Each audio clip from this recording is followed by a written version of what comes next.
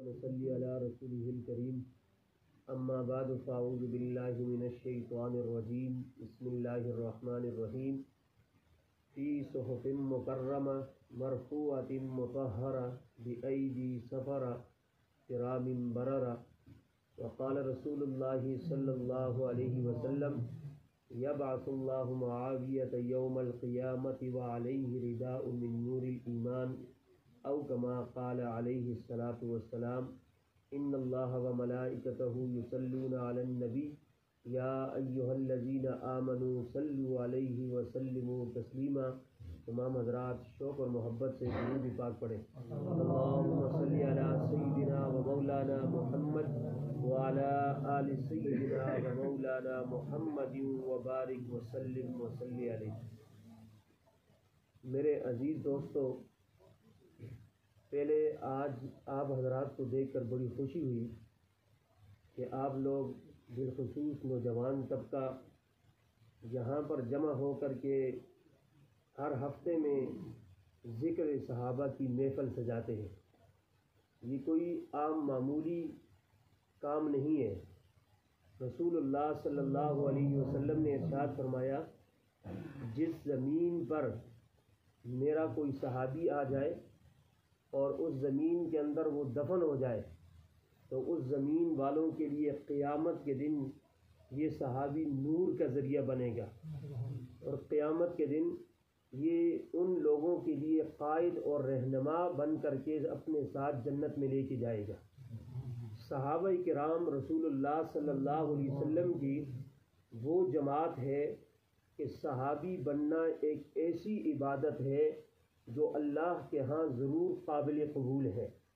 ہم دنیا میں عبادت کرتے ہیں، نماز پڑھتے ہیں، روزہ رکھتے ہیں، پتہ نہیں قبول ہو کہ نہ ہو، لیکن ایک عبادت ایسی ہے وہ عبادت اللہ نے ضرور قبول کی ہے۔ وہ کون سی عبادت ہے؟ وہ عبادت ہے ایمان کی حالت میں چہرہ مصطفیٰ کا دیدار کرنا، ایمان کی حالت میں محفل مصطفیٰ کو اٹینڈ کرنا، ایمان کی حالت میں حضور کی معیت میں رہنا۔ یہ ایک ایسی عبادت ہے، یہ اللہ کے ہاں قابل قبول بھی ہے، اور دنیا کے سارے انسان، ولی، قطب، ابدال، اولیاء، صلحاء، تابعین، مفسرین، محدثین سارے مل جائیں، لیکن یہ ایک ایسی عبادت ہے، اللہ کی قسم، ان کی نمازیں اپنی جگہ، ان کے روزے اپنی جگہ، ان کی عبادتیں اپنی جگہ، ان کے اعمال اپنی جگہ، لیکن وہ شخص جس نے ایمان کی حالت میں حضور کی مجلس کو اختیار کیا، جس نے ایمان کی حالت میں چہرہ مصطفیٰ کا دیدار کیا، اللہ کی قسم وہ اس کا مقابلہ نہیں کر سکتے۔ یہ ایک ایسی عبادت ہے، اور صحابہ کرام تو رسول اللہ صلی اللہ علیہ وسلم کے دیدار کو ترسا کرتے تھے۔ حضرت ابو فقیہہ رضی اللہ تعالی عنہ، یہ میں بات شروع کر کے آپ کو پیغمبر کے اس مظلوم صحابی کی طرف لے کے آنا چاہتا ہوں۔ حضرت ابو فقیہہ رضی اللہ تعالی عنہ پیغمبر صلی اللہ علیہ وسلم کے وہ غریب صحابی تھے۔ غریب ہم اسے کہتے ہیں جس کے پاس مال و دولت نہ ہو دنیا کے اعتبار سے، لیکن دل کے اعتبار سے وہ غریب نہیں تھے، وہ مالدار تھے۔ وہ ایک مرتبہ مکہ کے اندر جب انہوں نے کلمہ پڑھا، کفار نے مارا پیٹا، اوپر سے ابو بکر صدیق رضی اللہ تعالی عنہ تشریف لائے۔ دیکھا کہ ایک نوجوان ہے، ابھرتی ہوئی جوانی ہے، شباب کا عالم ہے، اور جوان قریشی مکہ اس کے اوپر کود رہے ہیں۔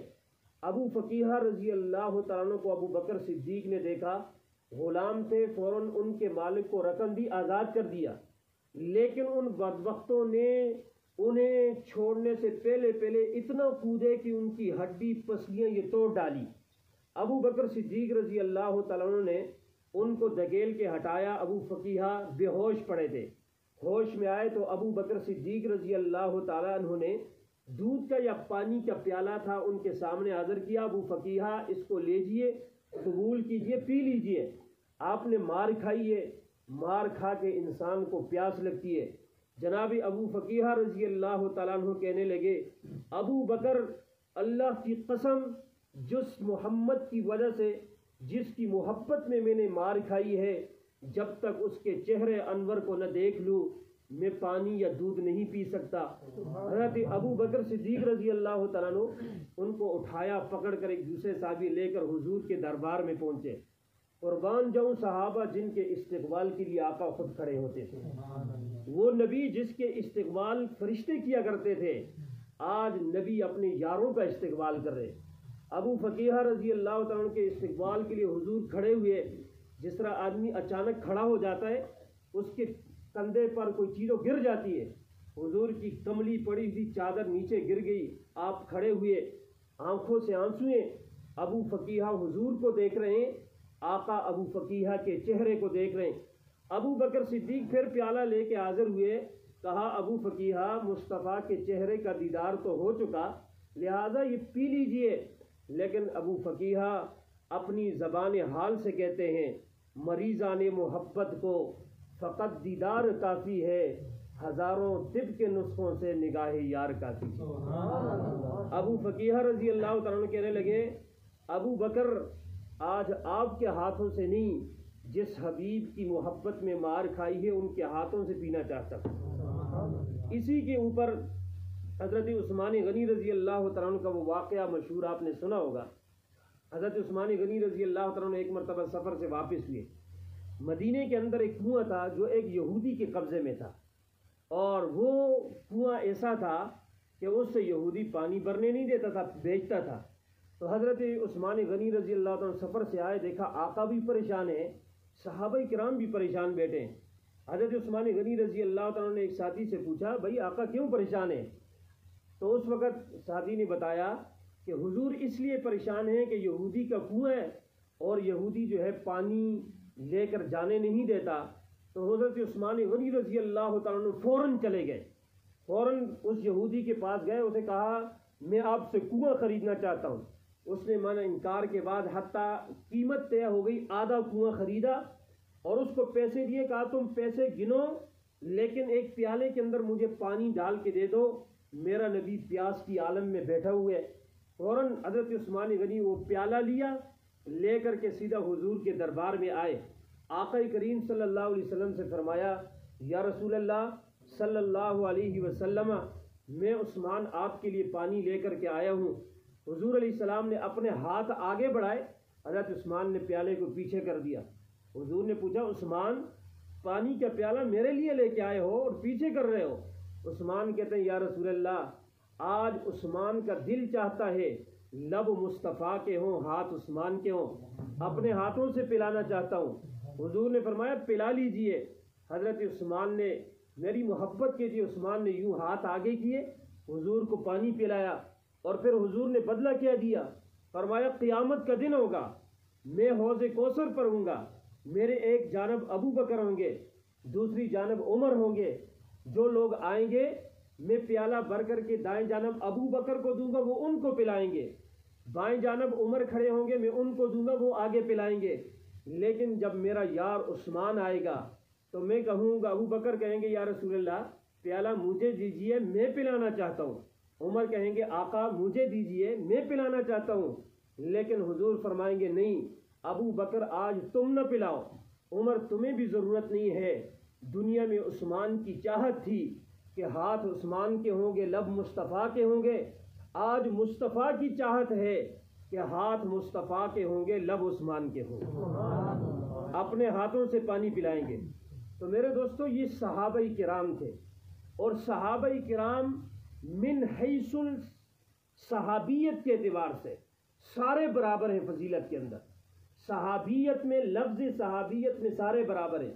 جیسے قرآن مجید میں اللہ نے فرمایا تلک الرسل فضلنا بعضهم علی بعض، یہاں پر تلک الرسل جو فرمایا کہ یہ لفظ رسالت میں تمام انبیاء برابر ہیں، فضلنا بعضهم علی بعض وہ فضیلت بعد میں، لیکن لفظ رسالت میں سارے برابر ہیں۔ اسی طرح لفظ صحابیت میں تمام صحابہ برابر ہیں، آگے فضیلت ان میں بھی ہے، ابو بکر کا مقابلہ کوئی نہیں کر سکتا، پھر عمر کا مقابلہ، پھر عثمان، پھر علی، پھر طلحہ، زبیر، امیر معاویہ، پھر ہر صحابی کو ایک فضیلت ملی ہے۔ حضرت آقا کریم صلی اللہ علیہ وسلم کے دیگر صحابہ میں سے ایک صحابی وہ ہیں جن کا نام امیر معاویہ رضی اللہ تعالی عنہ ہے۔ یہ حضور صلی اللہ علیہ وسلم کے وہ مظلوم صحابی ہیں کہ آج اہل کفر تو کیا، ہماری سنیت بھی ان کی زندگی سے، ان کے فضائل سے، ان کے اعمال سے، ان کے قول اور فعل سے غافل ہے، جس کے نتیجے میں دشمن وار ہی ان پر کرتا ہے، اور اس کے نتیجے میں وار کرتے ہوئے وہ پیغمبر کی ذات پر وار کرتا ہے۔ اب دیکھو امیر معاویہ رضی اللہ تعالیٰ عنہ کا تعلق رسول اللہ صلی اللہ علیہ وسلم سے کس نسبت سے تھا؟ تو رسول اللہ صلی اللہ علیہ وسلم سے ان کا تعلق 3 نسبتوں سے ہے۔ ایک نسبت خونی رشتہ جس کو ہم نسبی رشتہ کہتے ہیں، دوسری نسبت یہ پیغمبر کے صحابی ہیں، تیسری نسبت یہ پیغمبر کے اوپر اترنے والی کتاب کو لکھنے والے ہیں۔ یہ 3 نسبتوں سے حضور علیہ الصلاۃ والسلام کے ساتھ حضرت امیر معاویہ رضی اللہ تعالی عنہ کا تعلق ہے۔ دشمن کو کوئی اپنی بیٹیاں نہیں دیتا۔ اور اس سے پہلے ایک بات سمجھو کہ رسول اللہ صلی اللہ علیہ وسلم نے ارشاد فرمایا کہ میں نے جو بھی نکاح کیے جس عورت کے ساتھ، یا میں نے اپنی بیٹیاں کسی کو بیاہ کر کے دی اپنی مرضی سے نہیں بلکہ اللہ کی مرضی سے دی، یہ باقاعدہ حدیث ہے۔ فرمایا میں نے خود شادی کی تو اللہ کی مرضی سے کی ہے، میں نے کسی کو اپنی بیٹیاں دی تو اپنی مرضی سے نہیں، اللہ نے کہا ادھر دیجیے تو میں نے ادھر دے دی ہے۔ تو حضرت امیر معاویہ رضی اللہ تعالیٰ عنہ کا نسبی تعلق، پہلا رشتہ رسول اللہ صلی اللہ علیہ وسلم سے یہ ہے جو سب کو معلوم ہے۔ آپ کی بہن ام حبیبہ رضی اللہ تعالی عنہا ام المؤمنین، تمام مسلمانوں کی ماں، رسول اللہ صلی اللہ علیہ وسلم کی زوجہ محترمہ تھی۔ یہ ام حبیبہ جو ہیں ان کا نام ام حبیبہ نہیں ہے، ان کا نام رملہ بنت ابی سفیان ہے۔ ام حبیبہ ان کا نام کیوں بنا؟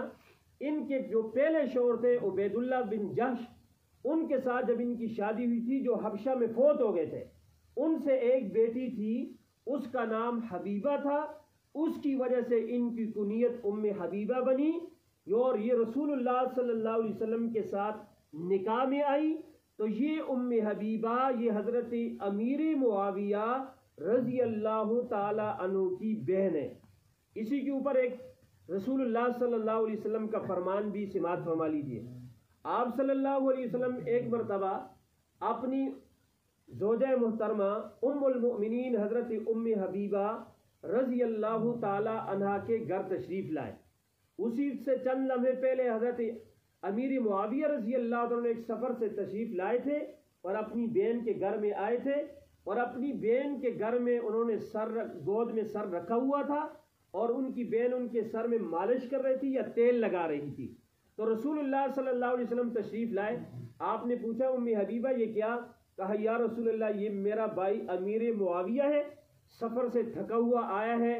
پھر ام حبیبہ رضی اللہ تعالیٰ عنہ کہنے لگی یا رسول اللہ یہ میرا بھائی امیر معاویہ ہے، میں ان سے محبت کرتی ہوں۔ تو رسول اللہ صلی اللہ علیہ وسلم نے ارشاد فرمایا ام حبیبہ صرف تو محبت نہیں کرتی بلکہ اس سے اللہ کا رسول اور اللہ خود محبت کرتے ہیں۔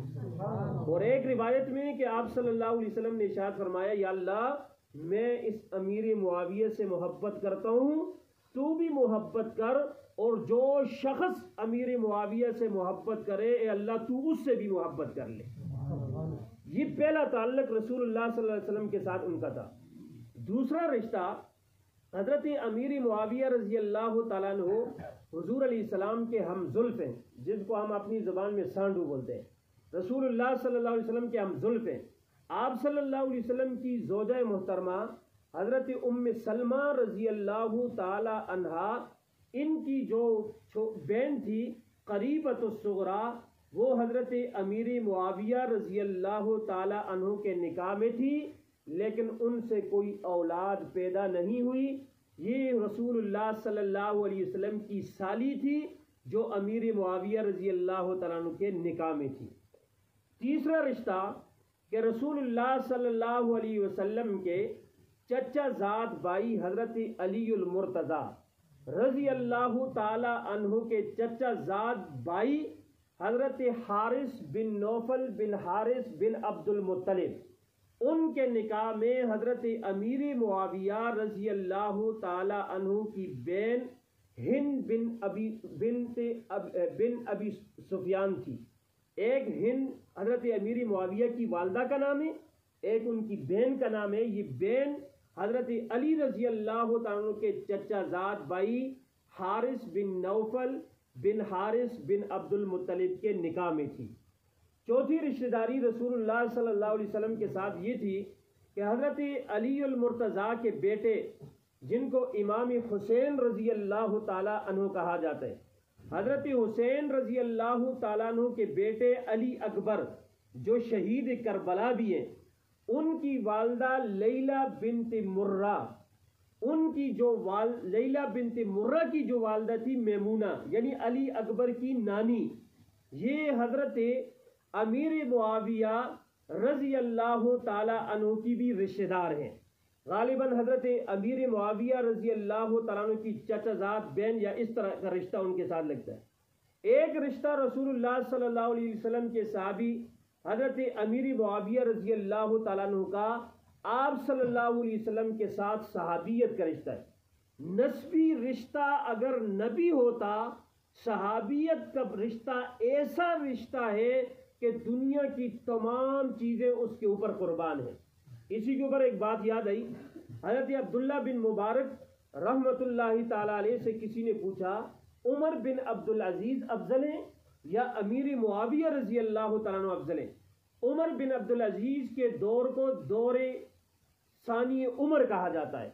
حضرت عمر کے دور میں جو یعنی امن سکون تھا وہ عمر بن عبدالعزیز کے دور میں بھی تھا۔ تو پوچھا کہ وہ افضل ہیں کہ امیر معاویہ رضی اللہ تعالیٰ عنہ افضل ہیں؟ تو عبداللہ بن مبارک رحمت اللہ تعالیٰ نے بڑا خوبصورت جواب دیا۔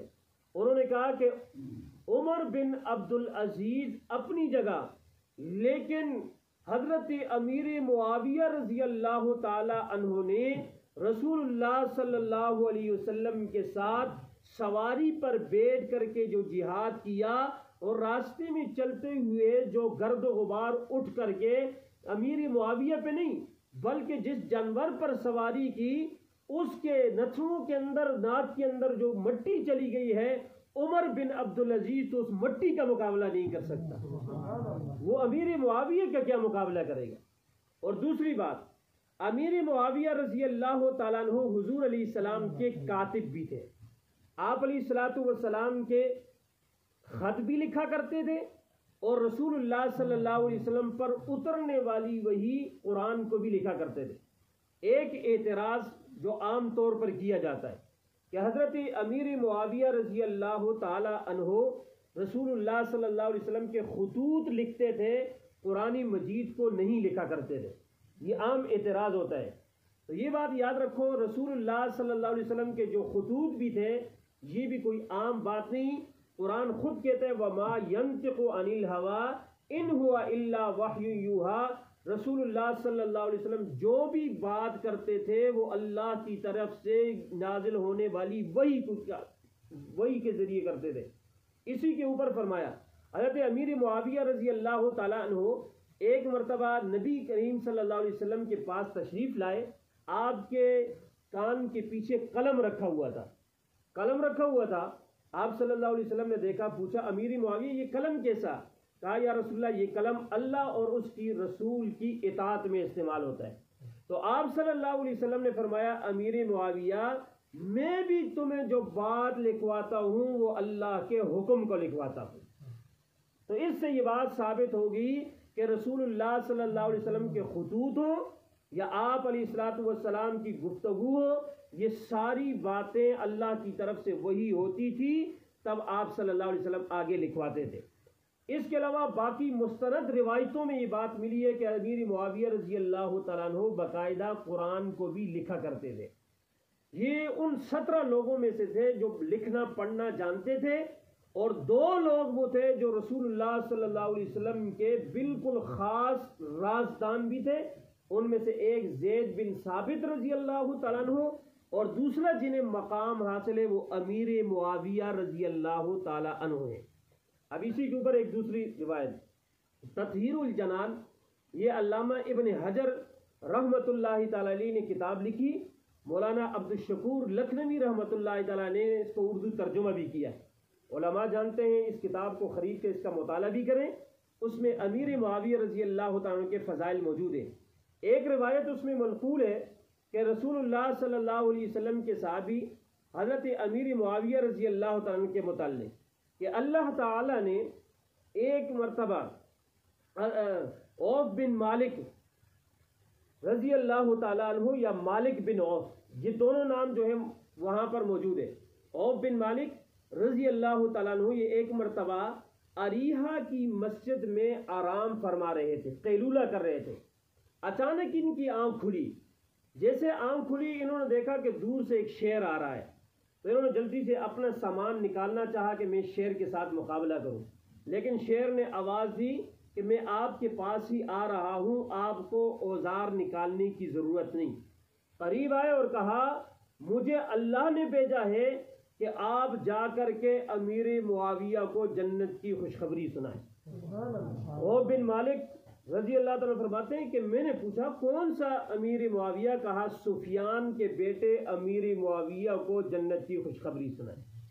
ایک روایت میں ہے کہ اللہ تعالیٰ نے ایک مرتبہ جبریل امین کو بھیجا۔ جبریل علیہ السلام اپنے ساتھ ایک قلم لے کے آئے، جس کی جو نوک تھی وہ سونے کی تھی۔ قلم لے کر کے آئے اور آ کر کے رسول اللہ صلی اللہ علیہ وسلم سے کہا یا رسول اللہ، اللہ تعالیٰ نے یہ قلم عرش کے اوپر سے ہدیے کے طور پر بھیجا ہے، یہ قلم آپ امیر معاویہ رضی اللہ تعالیٰ عنہ کو دیں اور ان سے کہیں کہ وہ آیت الکرسی لکھیں، اس پر اعراب بھی لگائیں، اس پر نقطے بھی لگائیں، اور رسول اللہ صلی اللہ علیہ وسلم سے فرمایا اللہ فرماتے ہیں آپ امیر معاویہ کی اس لکھائی کو چیک کریں۔ دیکھو ہمیں دنیا کے اندر کوئی آدمی 10 روپے کا پین دیتا ہے، ہدیہ دیتا ہے، ہم کتنے خوش ہوتے ہیں، یار فلاں نے مجھے تحفہ دیا ہے لہٰذا اس کو ہم سنبھال کے رکھتے ہیں۔ کوئی کہے یار یہ تو کہتے نہیں یار یہ کسی کا گفٹ ہے، ہم 10 روپے کے گفٹ کی کتنی قدر کرتے ہیں۔ وہ قلم جس کو اللہ نے عرشوں کے اوپر سے کسی کے لیے ہدیہ نہیں صرف ہدیہ کیا ہے تو پیغمبر کے یار امیر معاویہ کے لیے کیا، اس سے بڑی فضیلت کیا ہو سکتی ہے۔ اس کے علاوہ آپ صلی اللہ علیہ وسلم نے حضرت امیر معاویہ رضی اللہ تعالیٰ عنہ کو بے شمار مقامات پر دعائیں دی۔ ایک دعا آپ صلی اللہ علیہ وسلم نے دی اللہم اجعلہ ہادیا مہدیا واہد بہ بھی دی۔ ایک فرمایا اللہم علمہ الکتاب والحساب وقی العذاب بھی فرمایا۔ ایک روایت میں کہ رسول اللہ صلی اللہ علیہ وسلم نے صحابہ کرام میں سے پہلے ابو بکر صدیق کے بارے میں فرمایا کہ یہ میری امت میں سب سے رقیق القلب آدمی، پھر حضرت عمر کے بتایا، پھر عشرہ مبشرہ کا بتانے کے بعد آخر میں حضرت امیر معاویہ رضی اللہ تعالیٰ عنہ کے بارے میں بتایا کہ میری امت میں سب سے حوصلہ رکھنے والا امیر معاویہ ہے اور سب سے سخی بھی امیر معاویہ ہے۔ یہ رسول اللہ صلی اللہ علیہ وسلم نے خوشخبری سنائی۔ اسی کے اوپر ایک واقعہ علماء نے نقل کیا ہے، یہ قسطنطنیہ کا غالباً ایک شہزادہ رسول اللہ صلی اللہ علیہ وسلم کے دربار میں آیا، عیسائی تھا۔ آپ صلی اللہ علیہ وسلم مسجد نبی میں تشریف فرما تھے، وہ کہنے لگا کہ میرے ساتھ جاتے ہوئے کہا اپنا کوئی خادم بھیجے، میں آپ کے لیے کچھ تحائف لے کر آیا ہوں۔ وہ مدینے سے کچھ فاصلے کے اوپر ہے۔ آپ صلی اللہ علیہ وسلم کے پاس حضرت امیر معاویہ رضی اللہ تعالیٰ عنہ تھے، قسطنطنیہ یا اس طرح کا کوئی نام ہے غالباً علاقے کا، وہاں کا شہزادہ تھا۔ تو آپ غسان کا شہزادہ تھا، وہ آیا اور رسول اللہ صلی اللہ علیہ وسلم سے کہا کہ آپ میرے ساتھ اپنا ایک خادم بھیجیے۔ آپ صلی اللہ علیہ وسلم نے حضرت امیر معاویہ رضی اللہ تعالیٰ عنہ کو ساتھ بھیجا۔ جب امیر معاویہ رضی اللہ تعالیٰ عنہ وہاں سے نکلے، کہنا کہ آپ کے جوتے دوسرے جگہ پر پڑے تھے۔ اب انہوں نے سوچا اگر میں جوتے پہننے جاؤں گا تو یہ بندہ مجھ سے نکل جائے گا اور رسول اللہ صلی اللہ علیہ وسلم نے جو حکم دیا آپ کے حکم کی نافرمانی ہو جائے گی، یہ نکل جائے گا۔ بغیر جوتوں کے اس کے ساتھ چلے. کہا راستے میں چلتے ہوئے آپ کو پتہ ہے پتھر ہیں لگ رہے ہیں اور ان کے پاؤں زخمی ہو رہے ہیں. حضرت امیر معاویہ رضی اللہ تعالیٰ نے غسان کے شہزادے سے کہا اے شہزادے مجھے اپنے ساتھ سواری پر سوار کرو. اس نے کہا تجھ جیسے خادم اور غلام کو میں اپنے ساتھ سواری پر بٹھاؤں؟ تمہاری کیا حیثیت ہے؟ پھر تھوڑا آگے چلے کہا چلو سواری پر نہیں بٹھاتے مجھے اپنے جوتے ہی دے دو. انہوں نے کہا نہیں میں شہزادہ اور میں اپنے جوتے آپ کو دے دوں یہ کیسے ہو سکتا ہے؟ تو حضرت امیر معاویہ رضی اللہ تعالیٰ اس کے ساتھ پیدل جتنی سواری تیز جا رہی تھی یہ پیدل ایسے تیز چلتے دوڑتے جا رہے تھے. جب اس مقام تک پہنچے انہوں نے تحائف دیے یہ تحفے وغیرہ لے کر کے واپس آئے. واپس آنے کے بعد یہ رسول اللہ صلی اللہ علیہ وسلم کے پاس آئے. آقا کریم صلی اللہ علیہ وسلم کو یہ تحائف دیے. تحائف دینے کے بعد آپ صلی اللہ علیہ وسلم کو واقعہ سنایا تو حضور علیہ السلام نے فرمایا احلم من امتی معاویہ، میری امت میں حوصلہ رکھنے والا سب سے زیادہ وہ امیر معاویہ ہے. اور اس کے کئی سال گزرنے کے بعد جب امیر معاویہ رضی اللہ تعالیٰ تخت خلافت پر بیٹھے غسان کی طرف لشکر بھیجا تو دیکھا ان لشکر والوں نے اس شہزادے کو قید کر کے لایا. اس کے ہاتھ رسیوں سے بندھے ہوئے ہیں. امیر معاویہ رضی اللہ تعالیٰ کے پاس لایا گیا. امیر معاویہ رضی اللہ تعالیٰ نے حکم دیا کہ بھئی اس رسیوں کو کھولا جائے. جب کھولا گیا 1 مہینے تک شاہی دسترخوان سے اس کی مہمان نوازی کی گئی. 1 مہینے کے بعد اسے 10,000 دراہم دے کر کے رخصت کیا، کہا چلے جاؤ. اب وہ حیران ہے میں ان کا قیدی ہوں، یہ قید کر کے مجھے لائے اور اتنا اچھا سلوک کرنے، ساتھ 1 مہینے تک مجھے کھلایا پلایا، اب الٹا پیسے دے کر کے مجھے رخصت کر رہے. باہر ایک آدمی سے پوچھا بھائی یہ آپ کے بادشاہ کون ہے، یہ آپ کے امیر کون ہے؟ جواب ملا کہ یہ ہمارے امیر کا نام حضرت امیر معاویہ رضی اللہ تعالیٰ عنہ. واپس پلٹے اور کہا امیر معاویہ رضی اللہ تعالیٰ عنہ سے آپ کو میں نے کوئی پہچانے سے آپ لگ رہے ہو. امیر معاویہ رضی اللہ تعالیٰ نے کہا میں نے تو پہلے دن آپ کو پہچان لیا تھا، میں وہی پیغمبر کا غلام ہوں جس کو تو نے اپنے ساتھ سواری پر سوار نہیں کیا تھا. میں وہی پیغمبر کا کمی ہوں جس کو آپ نے اپنے جوتے نہیں دیے تھے، کہا تھا تو حضور کا کمی اور غلام ہے. کہا میں وہی ہوں پیغمبر کا غلام ہوں. وہ تیرے اخلاق تھے، یہ پیغمبر کے غلام کے اخلاق ہیں. اس نے کہا کہ امیر معاویہ سے مجھے پیسوں کی ضرورت نہیں، پہلے مجھے کلمہ پڑھاؤ، میں مسلمان ہونا چاہتا ہوں. اس لیے کہ جس پیغمبر کے غلام کتنے اچھے اخلاق ہیں اس پیغمبر کے اخلاق کا کیا عالم ہو. یہ رسول اللہ صلی اللہ علیہ وسلم کے صحابی امیر معاویہ.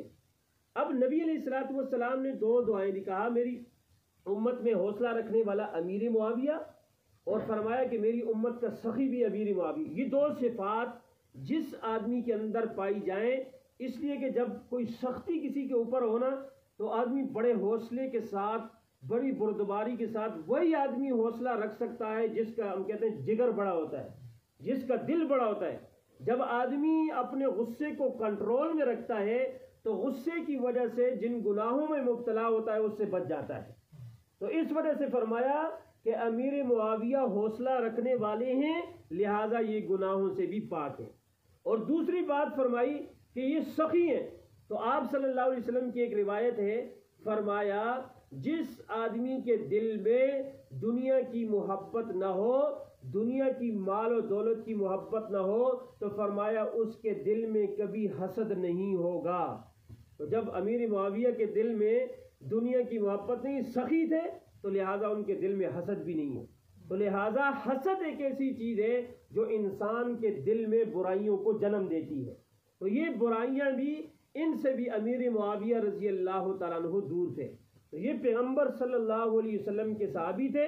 آپ صلی اللہ علیہ وسلم نے ایک موقع پر فرمایا قیامت کے دن امیر معاویہ رضی اللہ تعالیٰ عنہ اس شان سے اٹھیں گے کہ ان کے وجود پر ایک ایمان کے نور کی ایک چادر ہوگی.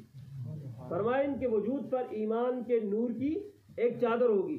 آخری بات جو مختصر میں عرض کرنے لگا ہوں کہ حضرت امیر معاویہ رضی اللہ تعالیٰ عنہ پر بے جا مقامات پر اعتراض ہے کہ حضرت علی رضی اللہ تعالیٰ عنہ سے ان کی دشمنی تھی، فلاں تھا. یہ ایک بہت تفصیلی مضمون ہے، پھر کبھی انشاءاللہ زندگی ملی تو اعتراضات اور ان کے جوابات آپ کے سامنے عرض ہوں گے. لیکن ایک بات ضروری سمجھتا ہوں کہ لوگ کہتے ہیں حضرت علی کے ساتھ حضرت امیر معاویہ رضی اللہ عنہ کی دشمنی تھی. حضرت امیر معاویہ رضی اللہ عنہ کی حضرت علی کے ساتھ دشمنی نہیں تھی.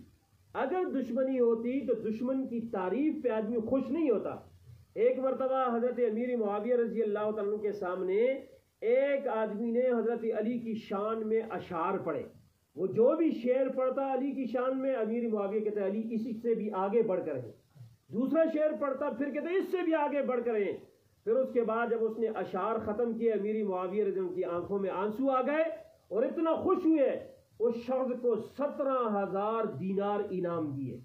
17,000 دینار آج کے حساب سے کروڑوں سے بھی آگے ہیں. اس وقت 17,000 دینار حضرت علی کی تعریف پر اگر کسی نے دیے ہیں تو امیر معاویہ نے دیے ہیں. تو دشمن کی تعریف پہ آدمی خوش نہیں ہوتا، اپنوں کی تعریف میں خوش ہوتا ہے. اس سے یہ بات پتہ چلتی ہے کہ امیر معاویہ رضی اللہ تعالیٰ عنہ کی حضرت علی سے دشمنی نہیں تھی. اگر دشمنی ہوتی تو ان کی تعریف پر یہ 17,000 روپے نہ دیتے. جو 17,000 روپے دیے ہیں یہ اس بات کی دلیل ہے کہ علی معاویہ بھائی بھائی ہے. علی معاویہ بھائی بھائی ہے. آخر میں ایک بات آپ حضرات کے لیے اس مجلس کی طفیل میں یہ عرض کرنا چاہتا ہوں، اللہ تعالیٰ آپ کو اولاد سے بھی نوازے گا، اور جن کو اللہ تعالیٰ نے اولاد دی ہے ان میں سے ایک بچے کا نام، اپنے گھر میں ایک بچے کا نام امیر معاویہ ضرور رکھے. آج سے یہ عزم کر لیں کہ اللہ نے جو ہمیں اولاد دی ہے ہمارے گھر میں ایک بچے کا نام انشاءاللہ امیر معاویہ ضرور ہوگا. اس لیے کہ وہ مظلوم صحابی ہیں، ان پر طعن و تشنیع بھی زیادہ ہوتی ہے. اگر ہم دیکھو، اگر جہاں دشمن نہیں ہم دفاع نہیں کر سکتے تو دفاع کا ایک طریقہ بھی یہ ہے، ہم ان کی مدح سرائی کر سکتے ہیں. اور مدح سرائی یہ ہے کہ اپنے گھروں سے ہم بچوں کے نام امیر معاویہ رکھیں گے، پھر ان کو پتہ چلے گا کہ امیر معاویہ کون ہے. جب بچوں کے نام یہ زیادہ عام ہو جائیں گے تو اس صورت میں یہ ہماری ایک محبت کی دلیل ہے. اس لیے آئندہ سے عزم کر لیں ہمارے گھر کے اندر اگر زیادہ نہیں تو ایک بچے کا نام ہم انشاءاللہ امیر معاویہ ضرور رکھیں گے. اللہ تعالی ہمیں صحابہ کرام کی سچی محبت نصیب فرمائے، اور اللہ تعالی ہمیں صحابہ اور اہل بیت کی سچی محبتیں نصیب فرمائے. قیامت کے دن اللہ تعالی ہمارا حشر بھی صحابہ اور اہل بیت کے ساتھ فرمائے، اور اللہ تعالی ہمیں عشق نبوی سے سرشار فرمائے، اور اللہ تعالی ہمیں یوں مل جل کر کے صحابہ کے واقعات، صحابہ کے تذکرے سننے اور ان کو عام کرنے کی توفیق عطا فرمائے. اللہ تعالی عمل کرنے کی توفیق عطا فرمائے.